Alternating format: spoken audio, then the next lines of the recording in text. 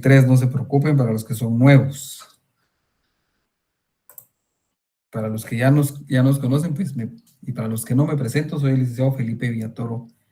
Y con ustedes, pues, voy a estar auxiliando cátedra con la licenciada Eloísa Mazariegos. Entonces, por algunas situaciones, pues, voy a estar con ustedes dentro de la cátedra. Entonces, ya sea que la licenciada se una en el transcurso de la sesión de clases, entonces vamos a tratar de ver algunos temas relativos a Derecho Mercantil 3. Tengo entendido que en la clase anterior, pues ya se empezó a ver el tema del programa de curso. Entonces, nuestro curso, pues, es relativo a las obligaciones y los contratos mercantiles. Los temas pueden ser que no sean tan alejados de en su momento de los que ustedes vieron, sobre todo cuando hablaron de derecho civil. Aquí, pues, prácticamente su derecho civil, cuando ustedes vieron derecho civil 4, tal vez algunos se recuerdan de derecho civil 4, cuando se vio contratos, por ejemplo, en derecho civil. Aquí lo que hacemos es una comparación entre lo que es los contratos civiles y los contratos mercantiles, y por qué la existencia de contratos mercantiles y también la existencia de contratos civiles, y qué es lo que diferencia uno del otro. Entonces, de ahí viene la necesidad de comprender algunos temas relativos a las obligaciones y a los contratos mercantiles. Voy a hacer la presentación, me dicen si ven la presentación. Con el tema de la presentación, traten de, pues, no es de como tal de copiar, porque al final, pues, tenemos el aula virtual de Classroom. Los temas que vayamos tratando, pues el material, se les va subiendo un material, que son las presentaciones que vamos a ir utilizando, y en su caso, pues, si fuera necesario, un material de apoyo. Los que ya estuvieron con nosotros el semestre anterior, pues se recordarán que tenemos ahí, pues, algunos materiales que se elaboran con el fin de poderles ayudar con los diferentes temas que vamos desarrollando. Bueno, entonces nuestro curso es relativo a la teoría general de las obligaciones y los contratos mercantiles. Entonces, si usted se va a su programa de cursos, que lo vieron en la clase anterior, pues está dividido su programa prácticamente en 3 grandes áreas. Las 3 grandes áreas del Derecho Mercantil 3 son lo relativo a la teoría general de las obligaciones y contratos mercantiles, está lo relativo a los contratos en particular, tanto típicos como atípicos, y también lo relativo a, pues, el tema procesal, que surja en la mayoría de ocasiones relativo de los contratos o el incumplimiento de contratos o la exigibilidad de las obligaciones contenidas dentro de los contratos. ¿Por qué es necesario manejar la teoría general de las obligaciones y los contratos mercantiles? Parece alejado del tema, pero si ustedes se recordarán de la teoría general del delito, ¿alguien se recuerda de derecho penal? Yo creo que a algunos que les gusta el derecho penal se recordará la teoría del delito. ¿Alguien se recuerda de la teoría del delito? Pareciera que ilógico verlo en mercantil, pero alguien se recuerda.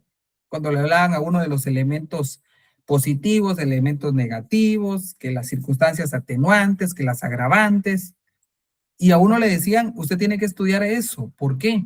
Porque eso lo va a aplicar usted cuando ya vea un delito en particular, le decían a uno. Le va a servir la teoría porque ya cuando usted empiece a tipificar, encuadrar conductas, pues le va a servir esa teoría que usted estudió para ver si existe o no existe delito.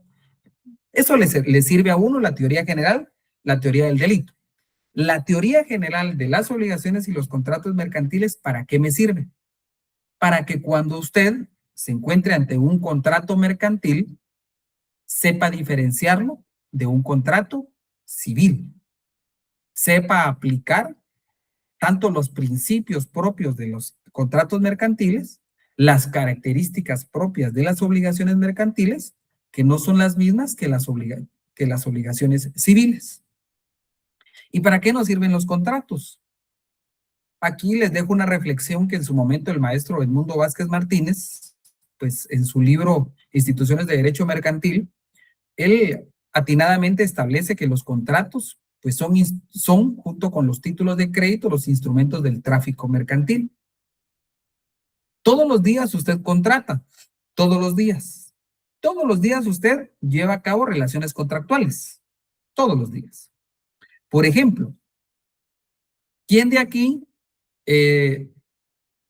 no pasa o en su momento en la mañana no le da tiempo y de repente pasa a comprar comida o desayuno en esos lugares donde hay autoservicio? ¿Alguno de ustedes lo ha hecho? Sí. Ahora la pregunta es la siguiente.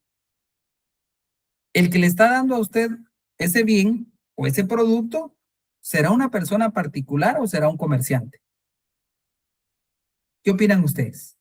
Miran el anuncio, la gran M ahí que sale. Es un comerciante. Es un comerciante. Ahora bien, usted que pasa en el autoservicio, ¿qué es usted? Además de un madrugador y buen trabajador, ¿qué será usted? ¿Un consumidor? Un consumidor. Y este consumidor, que la mayoría somos, porque somos la mayoría consumidores, somos particulares. Somos particulares. No somos comerciantes, pero estamos contratando con un comerciante. Ahora la pregunta es, ¿hice algún contrato yo ahí con el comerciante? ¿Qué opinan ustedes? ¿Hicieron o no hicieron un contrato? Sí se hizo, licenciado. Un contrato. Ahora, ¿qué contrato será? Usted dio dinero y a cambio del dinero le dieron un producto. Un producto. Un producto. ¿Usted qué hizo ahí? Cuando se hace ese intercambio entre un bien... Una compraventa, licenciado. Una compraventa. Esa fue una compraventa. Ahora, sin querer usted hizo un contrato. No hubo escritura pública, no hubo el notario ahí a la par haciendo la escritura pública, no hubo documento privado. Fue un contrato verbal. Y fue de compraventa. Ahora, ¿ese contrato sirvió para el tráfico mercantil? ¿Sirvió para agilizar las negociaciones? ¿Sí o no? Sí. Ahora, ¿nacen o no nacen derechos y obligaciones de ese contrato que yo hice de manera verbal? Por supuesto. Sí. Nacen derechos y obligaciones. Aun cuando no estén plasmadas en un documento, nacen derechos y obligaciones. Entonces los contratos, al igual que los títulos de crédito, son instrumentos que utiliza el comerciante, que utiliza el tráfico mercantil para negociar, para contratar, para movilizar riquezas. Se recordarán los que estuvieron en el semestre pasado, cuando hablábamos de los títulos de crédito, les decíamos, usted puede andar 10, 20, 50 millones de quetzales, dólares, en un documento, un cheque por 100 millones de quetzales, y ahí lo lleva usted. Usted es dueño de 500 o 1000 sacos de café de exportación y los va a vender, pero no necesariamente tiene que llevarlos. Usted los dejó almacenados, le dan un certificado de depósito. ¿Qué hizo el título de crédito? Ser un instrumento que facilitó el tráfico mercantil. Por eso decía el doctor Edmundo Vázquez Martínez que los contratos y los títulos de crédito son instrumentos que utiliza el comerciante para agilizar el tráfico mercantil. Y estos, tanto el contrato como el título de crédito, crean certeza y seguridad jurídica. Porque aun cuando, por ejemplo, el contrato que usted hace adquiriendo, imaginemos, hoy con el tema de que hasta protestas hay, cuando usted va a la gasolinera, ¿qué contrato hace usted? Compraventa. Compraventa. Está comprando un producto. ¿Lo está haciendo en un documento usted? No. Lo está haciendo de manera verbal. ¿Facilita las transacciones? Sí. ¿Se pueden hacer los contratos mercantiles de manera verbal? Vean el 671 para empezar ya a tocar nuestro código, para que empiecen a ustedes si nunca lo han visto, por lo menos en los mercantiles, por lo menos en este mercantil, por lo menos si nunca lo han visto, véanlo y díganle, hola, al fin te conozco, código de comercio. Me vas a hacer sufrir, pero al fin te conozco. Porque suele pasar que pasamos el semestre y nunca vemos el código. Entonces yo sí les recomiendo que tengan su código en mano, su código civil, y aprendan a utilizarlo. ¿En qué sentido? a usarlo, a verlo, a leerlo, a palparlo. Aun cuando usted lo tenga en la computadora, en la tablet, lo tenga usted de manera electrónica. Solo les recuerdo, el examen técnico profesional, cuando examinamos en su momento, son con leyes físicas. Entonces, como usted siempre utiliza a veces lastimosamente la tablet para sus anotaciones en su código, pero ya cuando le toca usar el código en papel, se le complica mucho. Entonces, hay que usar su código físico en papel. Alguien que me lea el artículo 671 y me dice en qué libro estamos. Si es el libro tercero, cuarto, quinto, sexto, ¿cuál será? Estamos en el libro cuarto, obligaciones y contratos mercantiles. ¿Título? Perdón, título 1. Título 1, disposiciones generales. Capítulo único de las obligaciones en general. Vaya, partimos ahí. Ahí quiero que toquemos algo. Perdón, yo siempre interrumpo cuando se lee. Ahora, del artículo 669 al artículo 694, lo que van a encontrar ustedes en esos artículos es la teoría general de las obligaciones y los contratos mercantiles. ¿Estamos ahí? Porque a partir del 695 empiezan los contratos en particular. ¿Qué significa? Usted va a buscar algún contrato en particular del 669 al 694. ¿Va a encontrar usted algún contrato en particular? ¿Habrá algún contrato ahí o qué creen ustedes? ¿O solo es la teoría general? Participen, no tengan miedo. Yo sé que la cara no nos ayuda, pero ¿qué podemos hacer? ¿Habrá algún contrato o solo es teoría general? Es en general, bueno, no en general, licenciado, porque hay algunos como los aparece ahí en el 672, contratos mediante formularios. La forma de los contratos, pero no establece contrato en particular. Entonces, ¿el de adhesión? Es una forma también de los contratos. La forma de los contratos puede ser escrita. Escrita a su vez puede ser mediante formulario y a su vez por adhesión. ¿Estamos ahí, Diego? Súper, gracias. Ahí estamos. Bueno, entonces, ¿para qué quiero que tengan claro esto? Teoría general es del 669 al 694. Ahí está la teoría general de las obligaciones y contratos. Ya los contratos en particular, usted los va a empezar a ver del 695. Entonces, nunca vaya usted a buscar un contrato en particular. Por ejemplo, ¿será que está la compraventa acá en el 669 al 694? No, ahí está la teoría general. ¿Estamos bien ahí? ¿Alguien que se me haya perdido? ¿Alguien que esté en la manifestación todavía? Bueno, alguien que me lea el 671, por favor. Veamos si se pueden hacer contratos, como yo les di el ejemplo, ¿verdad? De la gasolinera, de la comida rápida. ¿Alguien que me lo lea, por favor? Artículo 671. Formalidades de los contratos. Los contratos de comercio no están sujetos para su validez a formalidades especiales. Cualesquiera que sean la forma y el idioma en que se celebren, las partes quedarán obligadas de la manera y en los términos que aparezca que quisieron obligarse. Los contratos celebrados en el territorio guatemalteco y que hayan de surtir efectos en el mismo se extenderán en el idioma español. Ahí estamos. Sí. Ya la otra parte la vamos a ver después. Este artículo, este primer párrafo, es el principio de libertad de forma. ¿Qué significa? En derecho mercantil hay libertad de forma. No es que sea antiformalista, eso sí hay que dejarlo muy claro. El derecho mercantil no es antiformalista. Lo que es poco formalista. No es que no exista forma, sí existe forma, solo que esa forma permite flexibilidad en cuanto a la forma, más no que no existan las formas en el derecho mercantil. Exacto, respeta los acuerdos entre las partes. Es de manera, entonces, si usted compró la gasolinera, compró en un lugar de comida rápida, compró en cualquier lugar, usted en un establecimiento mercantil, no necesariamente lo tiene que hacer a través de un contrato escrito, sino que se entiende que ahí acuerdo de partes. Y al haber acuerdo, hay contrato. ¿Estamos ahí? Para tener la claridad. ¿Alguna duda? Si alguien se pierde, me dice.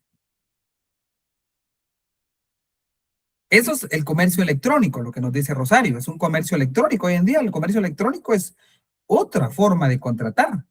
Usted contrata a través de un clic, ni siquiera interviene con la persona. Las plataformas ahora, los apps que usted contrata, usted le da, acepta términos y convenios, le da clic y le da aceptar. Se perfeccionó el contrato. Lo malo es que no sé con quién esté contratando, pero ya contraté. Lo que hay que tener cuidado es cuando usted contrata en páginas, por ejemplo, en redes sociales.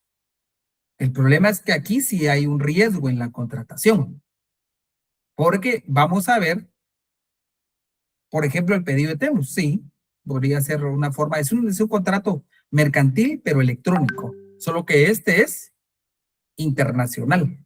Y vemos que unas características del derecho mercantil es que tiende a ser internacionalista. ¿Qué significa? El derecho mercantil tiende a ser uniforme en su regulación. Por eso es que se busca a través de la Organización Mundial del Comercio crear legislación uniforme que sea aplicable a cualquier estado. Eso se busca mucho en el derecho mercantil. Bueno, continuando con el tema de la teoría general de las obligaciones y los contratos, hay que tener claridad en lo siguiente. El derecho de las obligaciones mercantiles. Y aquí nos vamos a recordar un poquito de su derecho civil. ¿Por qué? En el tráfico mercantil está integrado fundamentalmente por relaciones obligatorias, de las cuales se ocupa el derecho mediante dos juegos de normas. Las normas contenidas en el derecho civil, que conforman el derecho común de las obligaciones y de los contratos, y las comprendidas en el Código de Comercio, que constituyen un derecho especial de las obligaciones y contratos mercantiles. No es que el derecho mercantil se haya divorciado del derecho civil. Seguimos aplicando el derecho civil. O sea, el derecho civil se va a seguir aplicando al derecho mercantil. Solo que el derecho mercantil es un derecho especial. ¿Y por qué es un derecho especial? Porque se aplica para determinadas instituciones. Por ejemplo, alguien que me lea el artículo 1 del Código de Comercio. Ahí sí voy a necesitar el apoyo de ustedes, por favor. Artículo 1. Aplicabilidad. Los comerciantes en su actividad profesional, los negocios jurídicos mercantiles y cosas mercantiles se regirán por las disposiciones de este código. Ahí paremos. Vaya. ¿Por qué decimos que es un derecho especial? Porque es un derecho dedicado al comerciante en su actividad profesional. Es un derecho que va a regular el derecho mercantil. Es un derecho especial porque es un derecho para los negocios mercantiles, pero negocios jurídicos mercantiles. Para las cosas mercantiles. O sea, es un derecho especial para esto. Esto es lo que va a regular el Código de Comercio. Ustedes ya vieron, por ejemplo, en derecho civil, en derecho mercantil 1, vieron al comerciante individual y al comerciante social. En derecho mercantil 2, ¿qué vieron? Los títulos de crédito, que son cosas mercantiles. Derecho mercantil 3, ¿qué vamos a ver? Negocios jurídicos mercantiles, los contratos. Dentro de la gran generalidad. Ahora, ¿por qué decimos que no está divorciado el derecho mercantil del derecho civil? Siga leyendo, por favor, Mayra. Y en su defecto, por las del derecho civil que se aplicarán e interpretarán de conformidad con los principios que inspira el derecho mercantil. Exacto. O sea, ¿qué nos establece el código?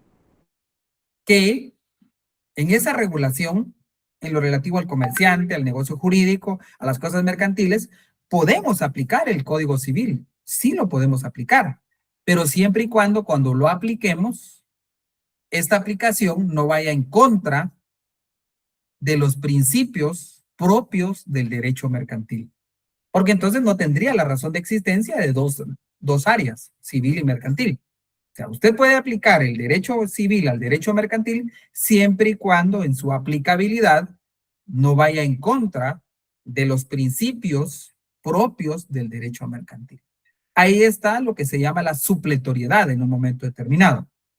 Aunado a eso, veamos qué establece el artículo 694. ¿Alguien que me lo lea, por favor?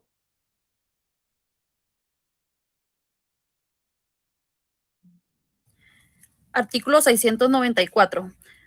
Normas supletorias. Solo a falta de disposiciones en este libro se aplicarán a los negocios, obligaciones y contratos mercantiles las disposiciones del Código Civil.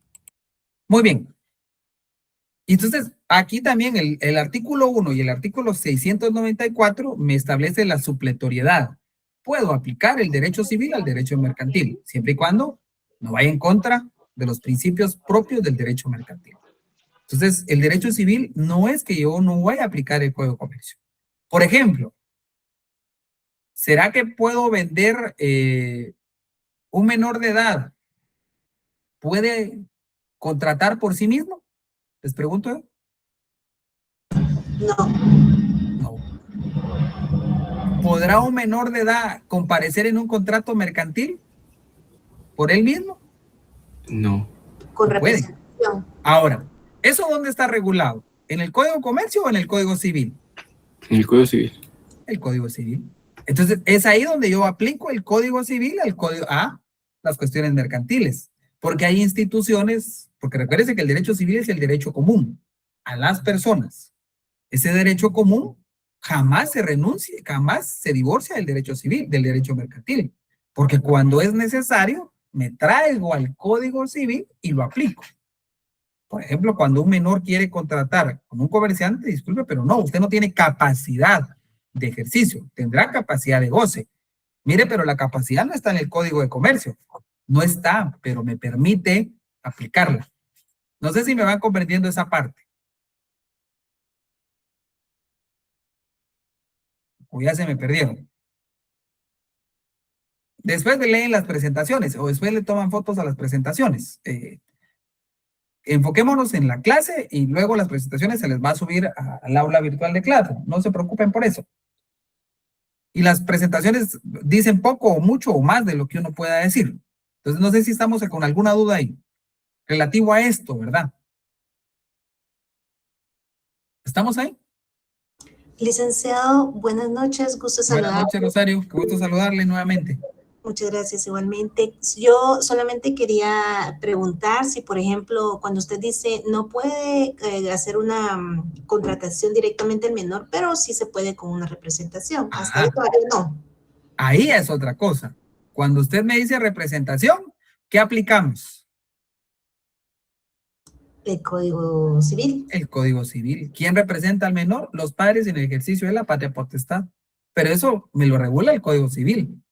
¿Lo puedo aplicar eso al Código de Comercio? Sí. Cuando voy a contratar con un menor, por ejemplo. ¿Estamos ahí? ¿Sofía? Lick, tengo una consulta. Las consultas generan honorarios. Dudas con mucho gusto. Una duda. Dígame. ¿En qué otros casos se utiliza supletoriamente el Código Civil, además de este ejemplo de los menores de edad? Vaya, por ejemplo, Sofía, ¿qué pasa si en un contrato mercantil quien supuestamente firmó no firmó? ¿Puedo solicitar la nulidad absoluta de ese contrato mercantil? Sí. Claro. Sí. Ahora, ¿está regulada la institución de la nulidad absoluta como institución en el Código de Comercio? No. No, ok. ¿Dónde está regulada esa institución, Sofía? En el Código Civil. En el Código Civil, a partir de 1301. Ahí contiene los presupuestos de la nulidad absoluta. ¿La puede aplicar usted al código cuando va a solicitar la nulidad absoluta de un contrato mercantil? ¿Se podrá o no se podrá? ¿Qué opina Sofía? Sí. Sí, fundamento legal, artículo 1 y el artículo 694 que me permite la supletoriedad. Perfecto. Muchas ¿Estamos ahí? gracias. Sí. ¿Para los demás? ¿Alguna duda? Hablen ahora o Todo callen bien, para Lick. siempre. O si tienen alguna duda, pregunten, no se preocupen, sin ningún inconveniente. Lo más que podemos decirle es, mire, ahorita no me recuerdo, dirían ustedes, y se la respondo el siguiente día de clase, ¿verdad? Es lo que podría pasar. Bueno, perdón, que creo que aquí dejé de presentar. Otra cuestión interesante. Hay que tener claridad en estos temas. ¿Saben por qué es claridad? Porque a veces tienden a uno a confundirlo. Podemos avanzar con los contratos, pero uno lo que menos sabe es diferenciar algunas cosas. Entonces, por eso es muy importante tocar estos tópicos, estos temas. Entonces, siguiendo con el tema de las obligaciones, porque es muy importante saber obligaciones, aquí viene el interés. ¿Qué es una obligación? ¿Qué serán las obligaciones? Aquí tenemos una definición. ¿Pero qué es obligación? Alguien ahí que me diga, ¿qué será una obligación? Un compromiso. Un compromiso, muy bien, Jorge. ¿Qué más? Una, Un vínculo jurídico. Un vínculo jurídico, muy bien. una acción a la que uno se somete. Muy bien, un sometimiento, muy bien. Una acción de hacer. Ah, ya usted me dijo las modalidades de la obligación según la prestación. Según la prestación en una obligación, ¿a qué me obligo? ¿A qué? 3 cosas. La prestación puede ser en... Gustavo nos dijo una. ¿Cuál nos dijo Gustavo? Hacer. Te da de hacer y no hacer. Exacto. Entonces la obligación es aquel vínculo jurídico por el cual una persona llamada... ¿Quién habla en una obligación? ¿Cómo se llaman estos 2 personajes que aparecen en una obligación? ¿Cómo se llamarán? Deudor y acreedor. Deudor y acreedor. Entonces, en una obligación es aquel vínculo que une a una persona llamada deudor y acreedor. Y a través de este vínculo jurídico, el primero de ellos se compromete a realizar una prestación en favor de la otra persona. Eso. Por ejemplo, en una compraventa. Si usted compra un vehículo, por ejemplo, y se lo dan en crédito, ahí existe una obligación. Usted se vuelve deudor y se compromete a pagar. ¿La prestación en qué va a consistir? En dar. Mes a mes da usted una cantidad. Esa es su prestación, dar. Entonces, la obligación es ese vínculo jurídico. Aquí tenemos concepto y definición, ¿verdad? Imagínense, esto viene desde Justiniano, imagínense, de la época romana, cuando se establecía que la obligación es un vínculo jurídico que nos constriñe en la necesidad de pagar una cosa según el derecho de nuestra ciudad. Acuérdense que había derecho jus gentium y jus civile, se recuerda usted del derecho romano, ¿verdad?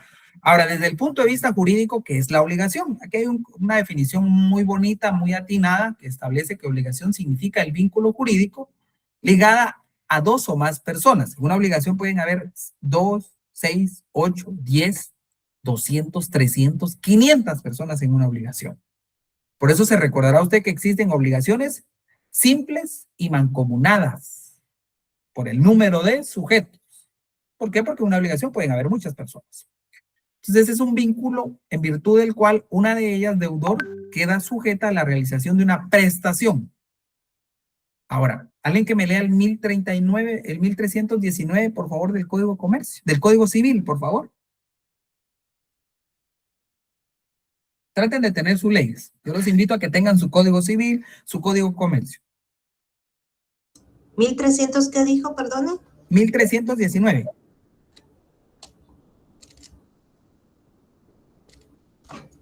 ¿Se lo puedo leer? Claro que sí, por supuesto. Título 2 de las obligaciones, sus modalidades y efectos. Capítulo 1, disposiciones preliminares.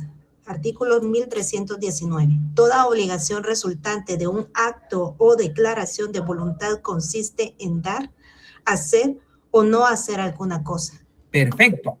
Entonces, cuando me establece la definición, en virtud del cual una de ellas, deudor, se sujeta a realizar una prestación. ¿En qué consiste la prestación? Dar, hacer o no hacer. Esa es la prestación. La ley, aquí la definición dice un comportamiento. El comportamiento es dar, hacer o no hacer. A favor de otra, llamada acreedor, para la satisfacción de un interés de éste, digno de protección, y a este, llamado acreedor, le compete un correspondiente poder llamado derecho de crédito para pretender tal prestación. Ahora la pregunta es la siguiente. ¿De dónde nacen las obligaciones? ¿De dónde nacen las obligaciones? ¿Cuál será la fuente que da origen a las obligaciones? Los contratos. La acción de la voluntad. Los contratos. Los contratos. Los contratos son los que le dan origen. Ahora, ¿qué es el contrato? ¿Qué será un contrato? Un acuerdo de voluntades, licenciado. ¿Dónde estará regulado? En el 1251, no. Ahí son los requisitos del negocio jurídico. ¿Dónde estará el contrato? ¿Dónde encuentran ustedes al contrato? ¿Qué es el contrato? Está en el Código Civil, pero... En el creo- 1517, Veamos qué establece el 1517. artículo 1517. Hay contrato cuando dos o más personas convienen en crear, modificar o extinguir una obligación. Una obligación.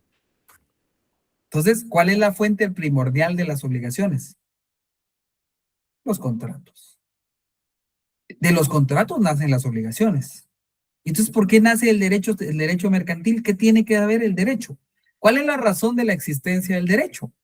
Recuérdense que el derecho es esta ciencia social que va a estudiar el comportamiento y al mismo tiempo va a regular el comportamiento de las personas individuales y jurídicas dentro del conglomerado social.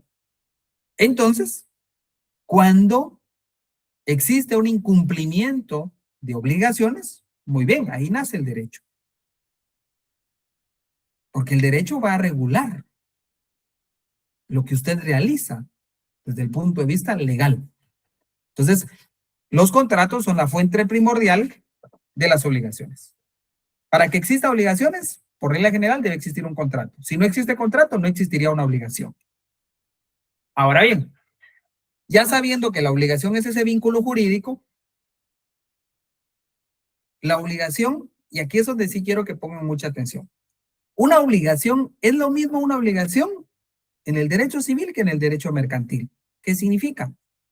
En el derecho civil como en el derecho mercantil van a ser siempre un vínculo jurídico. Un vínculo jurídico. Y yo le agregaría de carácter patrimonial.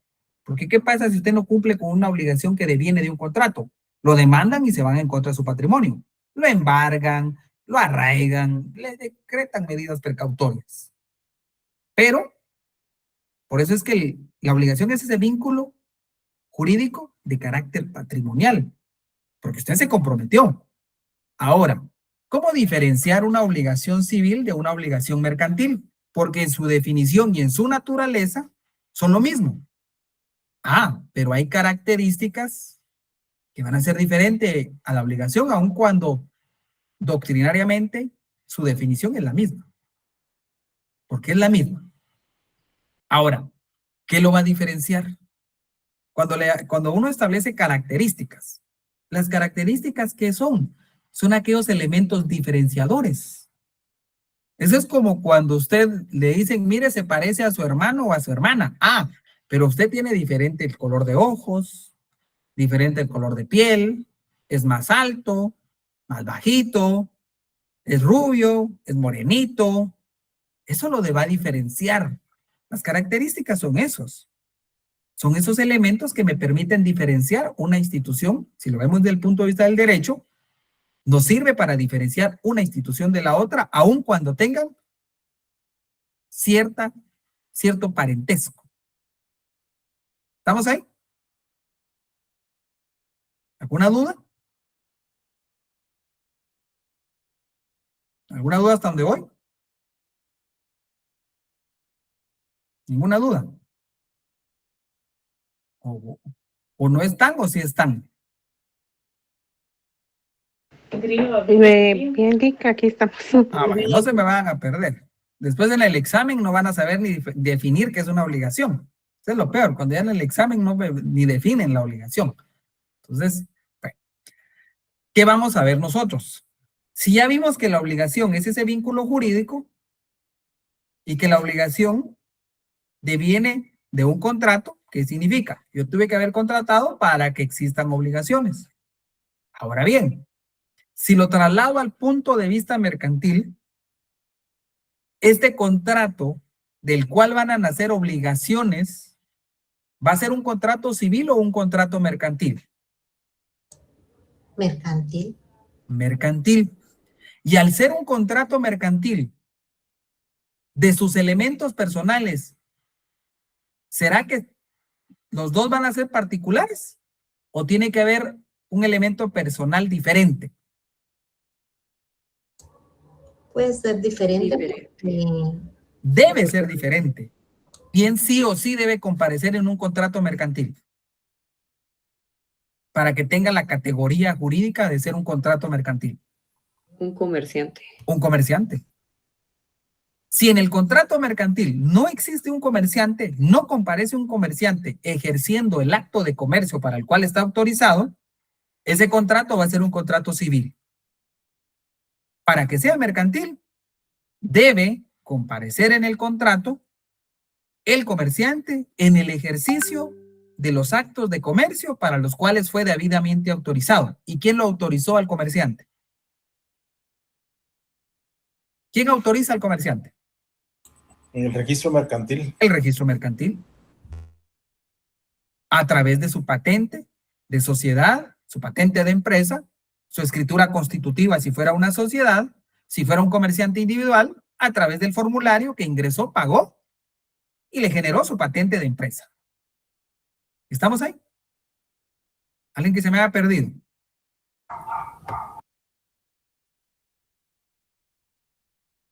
¿No se me han perdido? Todo bien, de momento. Ejemplos para, como diría Sofía, ejemplos. Imagínese Sofía. ¿Está Sofía por ahí que me va a ayudar? Sí. Imagínese Sofía. Usted viene y es propietaria, pero como persona individual, como particular, de un local. Un local. Se lo da a Diego. ¿Está Diego por ahí? Trate de estar en clase porque eso ayuda. Sí. Diego es un comerciante individual. Diego llega con usted y le dice, mire Sofía, arréndeme su local. ¿Qué contrato van a hacer? Ya les di la respuesta. ¿Qué contrato sería?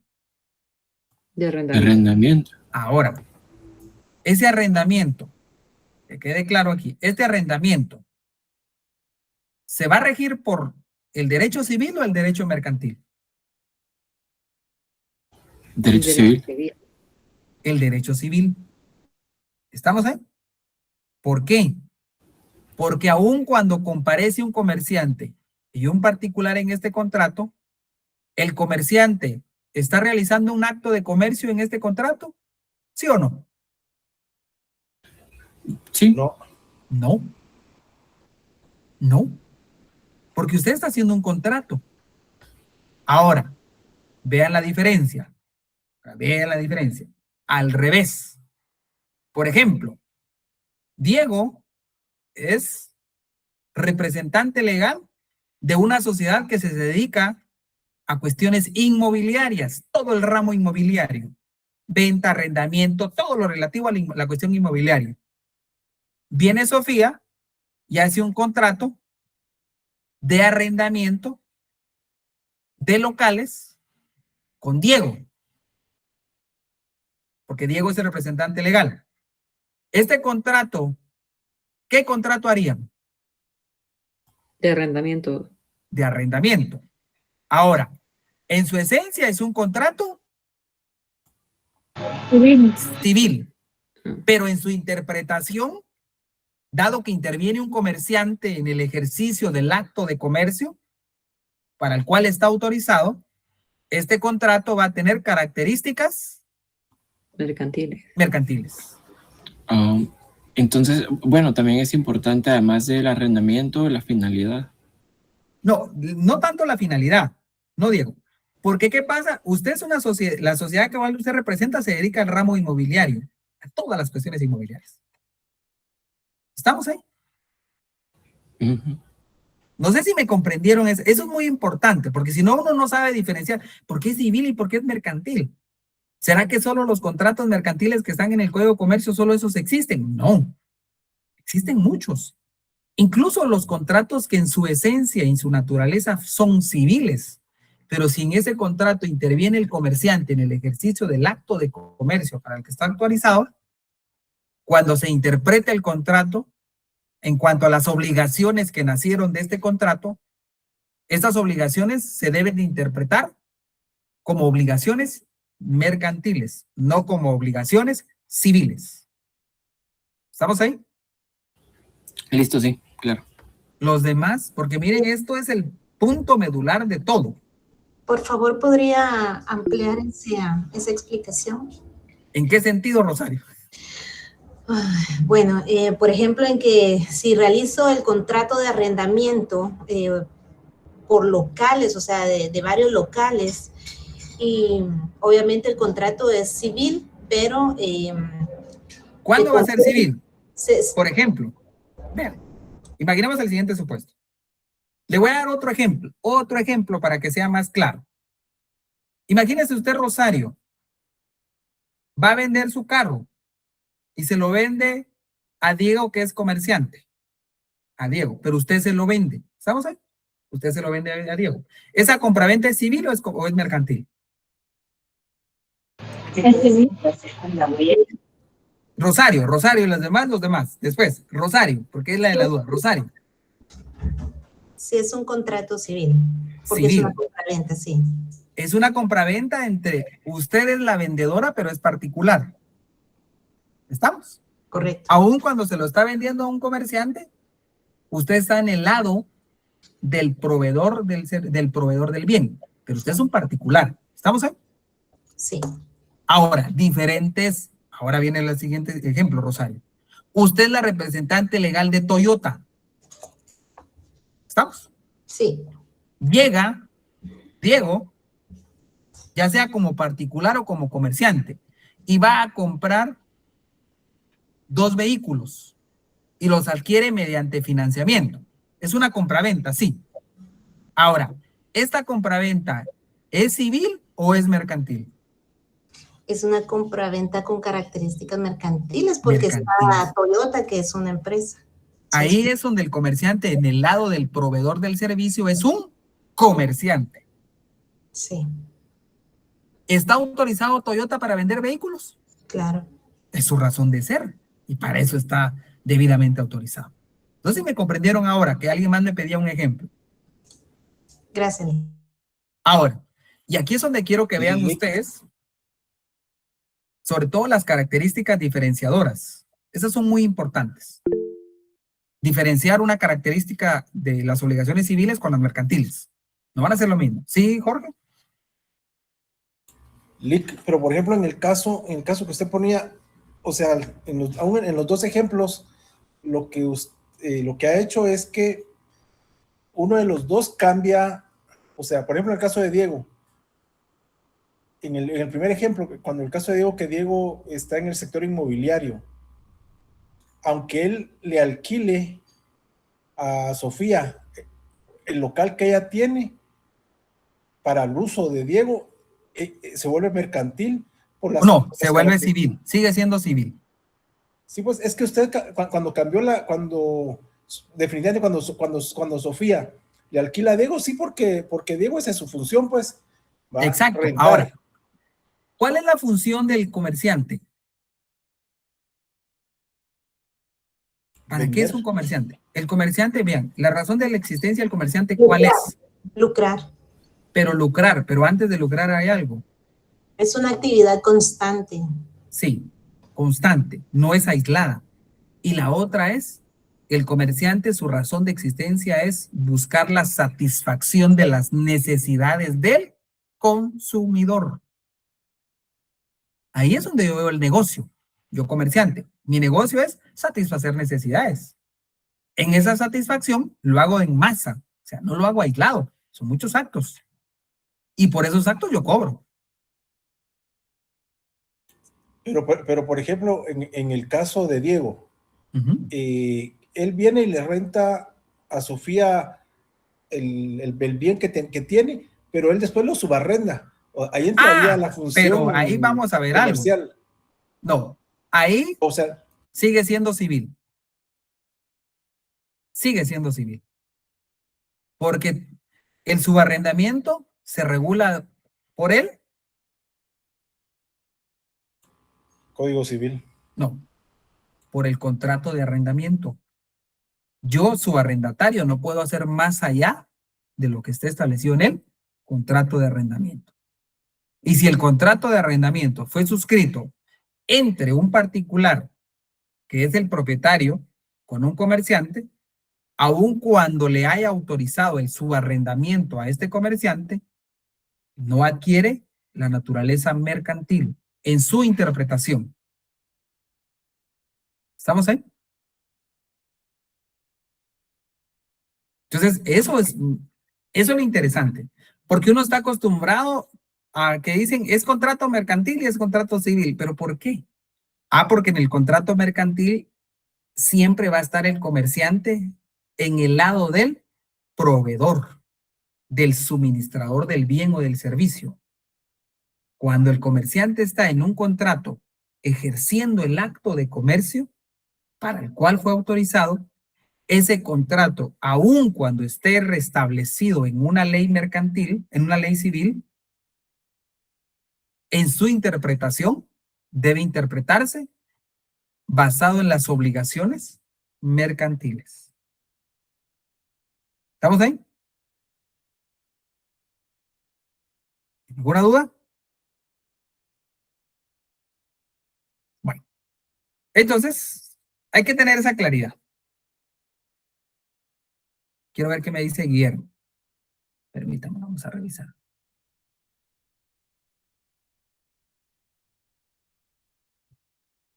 Vamos a ver, Jorge me decía algo. Vamos a ver. Toda vez intervenga un comerciante, ¿se vuelve contrato mercantil? Así de simple. No, Jorge. Se vuelve mercantil siempre y cuando el comerciante en ese contrato esté ejerciendo su acto de comercio, esté ejerciendo la actividad para la cual está autorizado. No sé si ahí estamos, Jorge, que era su duda.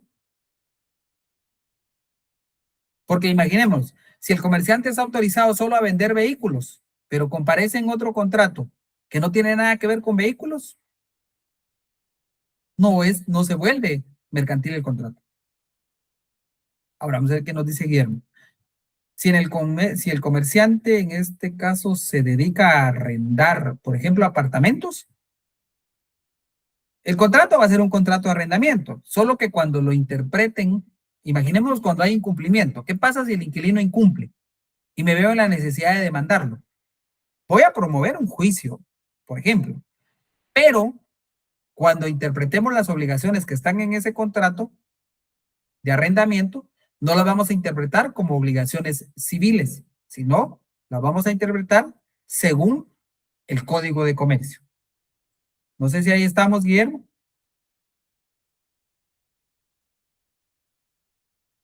Bueno, entonces, veamos aquí cuáles son las características de las obligaciones mercantiles. Aquí hay algunas características, por ejemplo, los principios filosóficos sirven para el Código de Comercio. Alguien que me lea, por favor, el artículo 669.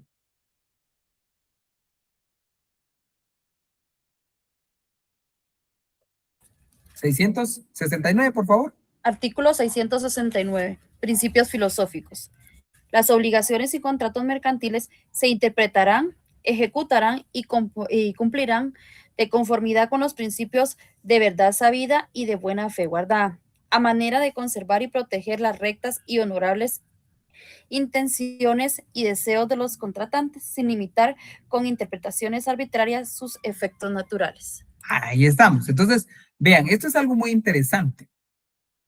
Por técnica legislativa, jamás deben establecerse principios dentro de una legislación. No deben establecerse principios. Pero la comisión redactora del Código de Comercio, en su momento, pues, consideró que era necesario tener la claridad que este derecho es un derecho poco formalista. Al ser poco formalista, no significa que no deba existir forma. No significa que usted va a hacer lo que usted quiera. No. Significa que al existir poco formalismo, hay certeza y seguridad y hay credibilidad entre los que contratan. Hay buena fe en los que contratamos. Hay verdad sabida. Entonces, lo que establece es que las obligaciones y contratos mercantiles se interpretarán, ejecutarán y cumplirán de conformidad con los principios de verdad sabida y buena fe guardada. ¿Qué es verdad sabida? ¿Qué sería lo contrario a la verdad sabida?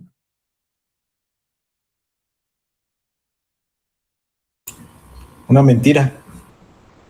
Publicidad engañosa, por ejemplo. Le ocultan a usted sus derechos y obligaciones.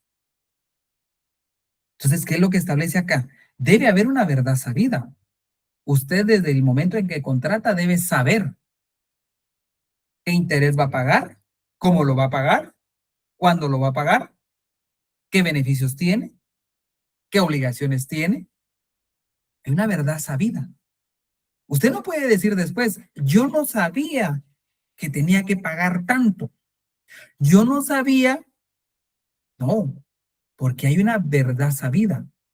Tanto el comerciante tiene que, por eso es muy, el comerciante, ustedes han visto cuando le dicen, es que usted tiene que resaltar con negrilla, letras más grandes, cuando se renuncia a un derecho, en los contratos mediante formulario, por ejemplo, o por adhesión.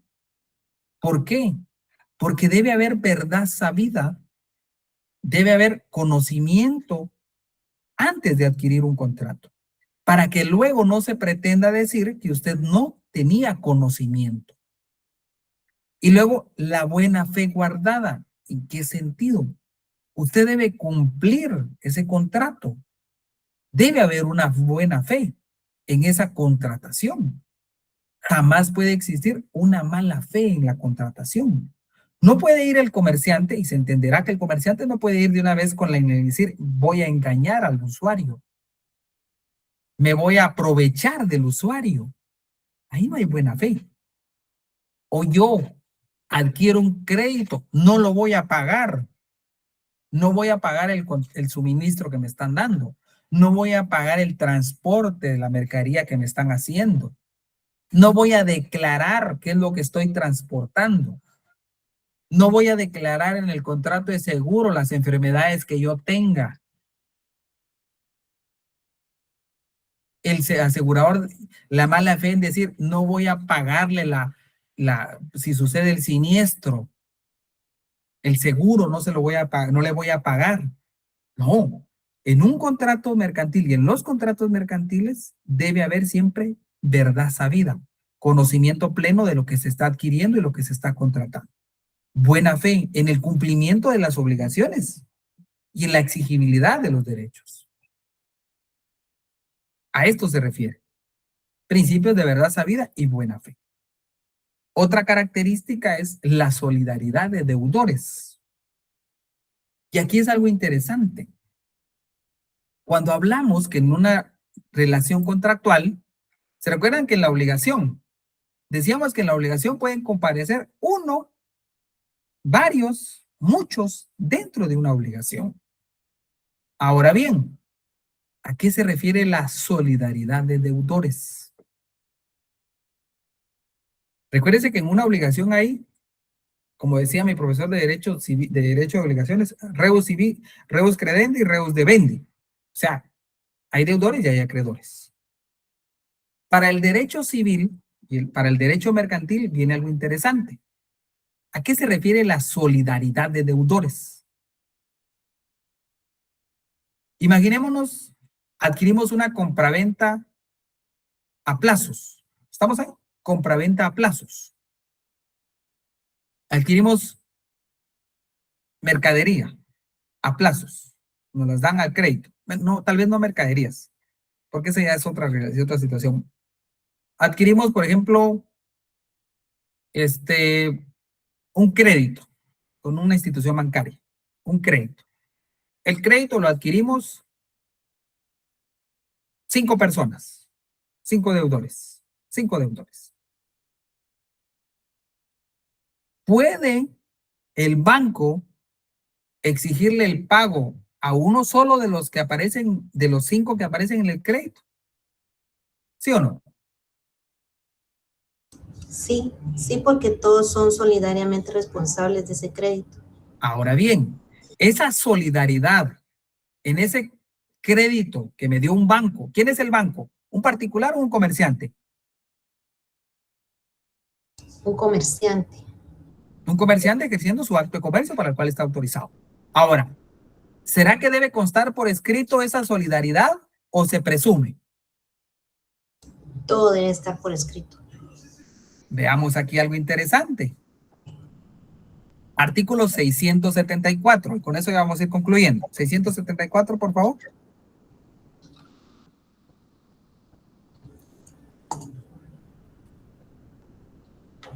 Solidaridad de Artículo deudores. 674. Alguien que me lo lea, no se preocupe. Artículo 674. Solidaridad de deudores.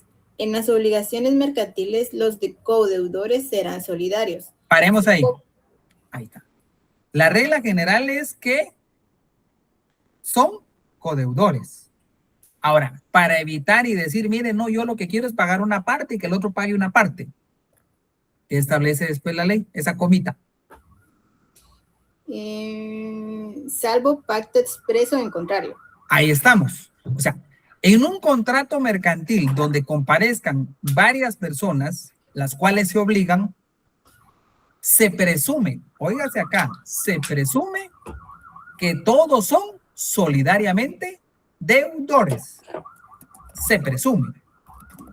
Para no estar en esa situación, ahí sí, si usted no quiere estar solidariamente deudor, debe constar por escrito que no va a ser solidariamente deudor. Eso es en el derecho mercantil. Ahora, vayámonos al 1353 del Código Civil, por favor.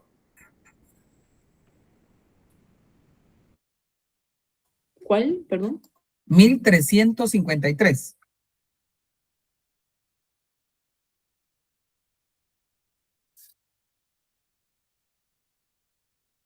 ¿Se lo leo, licenciado? Por favor. 1300. ¿Qué capítulo es? Capítulo 4, obligaciones mancomunadas. ¿Cuándo se entiende que hay una obligación mancomunada? Cuando en esa obligación comparecen más Varios de acreedores. una persona. Es mancomunidad. La mancomunidad puede ser simple o puede ser solidaria. Eso también ustedes lo tienen que tener claro según su derecho civil. Por favor. Artículo 1353. La solidaridad no se presume, debe ser expresa por convenio de las partes o por disposición de la ley. Paremos acá. Ahí dejémosle. ¿Cuál es la diferencia entre la solidaridad de deudores en el derecho civil con el derecho mercantil? Que aquí la solidaridad no se presume, sino que tiene que ser. En el derecho civil, la solidaridad de deudores debe constar por escrito. Por escrito. La solidaridad de deudores en un contrato mercantil se presume. ¿Estamos ahí? Entonces ya vieron que no es lo mismo. No es lo mismo. Cuando yo hago un contrato mercantil tengo que tener ese cuidado. Si comparecemos varias personas, ojo con eso. Después cuando le cobren van a decir usted, no, es que yo no firmé, yo no dije que iba a pagar por ellos. Es que no es necesario. Se presume que usted va a responder por ellos. Que a usted ejercite su derecho de repetición después en contra de ellos.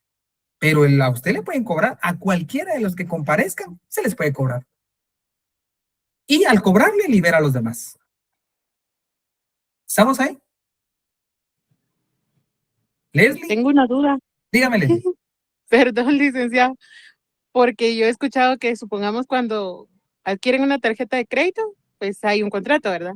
Ajá. Pero a veces a las personas que tienen como adicional, tarjeta adicional, les cobra. Ahí aplicaría eso de, Vea, ¿o no? depende depende el contrato, porque si usted adquirió una tarjeta que es adicional, debe responder el principal.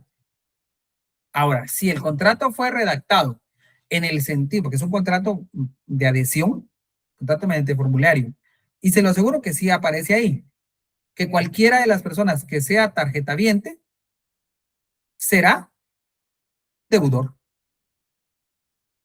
Y ahí está. Ah, O gracias, aún, licenciado. vea lo siguiente, aún sin que se coloque, se entiende y se presume. Ahora, Ah, puede ya. alegar usted y decir, mire, es que yo no quiero que me aplique la solidaridad porque yo soy un particular, yo no soy comerciante. Momento, señor, usted contrató con un comerciante. Verdad sabida, buena fe. Usted estaba sabido. Aquí no hay mala fe. La ley me lo permite. ¿Estamos ahí? Sí, gracias, licenciado, muy amable. ¿Los demás? ¿Alguna duda? Yo tengo Si una están ahí, si no voy a consulta. estar yo como que soy, perdón si alguien es de Samayac, voy a estar yo aquí, si estás ahí, manifiéstate. Solito yo haciendo una sesión espiritista, a ver si aparece alguien. Nada, aquí estamos, Lick. Ah, vale.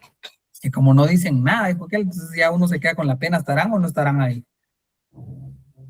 Sí, yo tengo una consulta, Lick, perdone. Dígame. Estamos aquí viendo las diferencias que nos Las permiten, características. las características que permiten distinguir cuando estamos ante Una obligación civil de una y una mercantil. obligación mercantil. Ujú.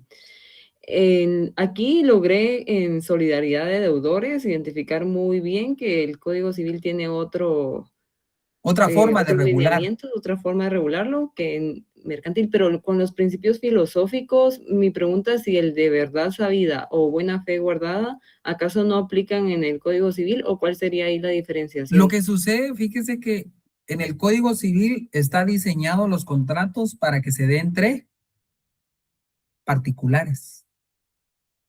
Entre particulares. Entonces, dado que es entre particulares, considero yo, se lo digo así, los autores del Código Civil consideraron que no era necesario establecer la verdad sabida y la buena fe, dado que los actos que realizan según los contratos del derecho mercantil no son contratos en masa, son contratos aislados. De vez en cuando usted vende, alquila, otorga un mandato. Entonces no era necesario colocar esa citación. Pero dado que ya el derecho civil, el derecho mercantil, regula contratos que son en masa, en toda esa contratación que se da en masa, debe haber un conocimiento general de todos aquellos que van a comparecer a contratar. Entonces, véalo así, es una obligación que tiene el comerciante de establecerle a usted en su contrato cuáles son sus derechos y obligaciones, plenamente. Porque si no, estaría en contra de esa verdad sabida y la buena fe. Habría mala fe del comerciante. Y recuérdese que el Código de Comercio está destinado para el comerciante, no tanto para el particular, sino para el comerciante. Claro, el afectado va a ser el particular en un momento determinado. Esa era la razón de ser. No tanto favorecer al comerciante, sino favorecer a aquel particular que iba a contratar o que contrata con un comerciante.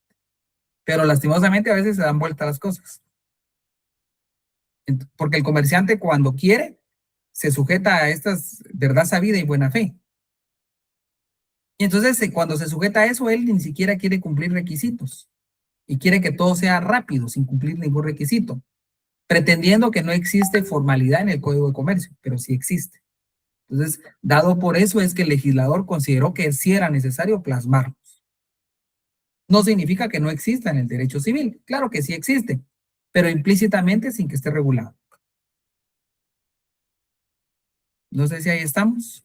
Perfecto. Entonces, esto se puede traducir que en los contratos mercantiles hay una obligación por parte de los comerciantes de explicitar lo que se está contratando. O sea, explican Sí. de una forma más explícita exactamente qué va Y a vean ser. lo siguiente. De ahí la existencia de la ley de protección al consumidor y usuario.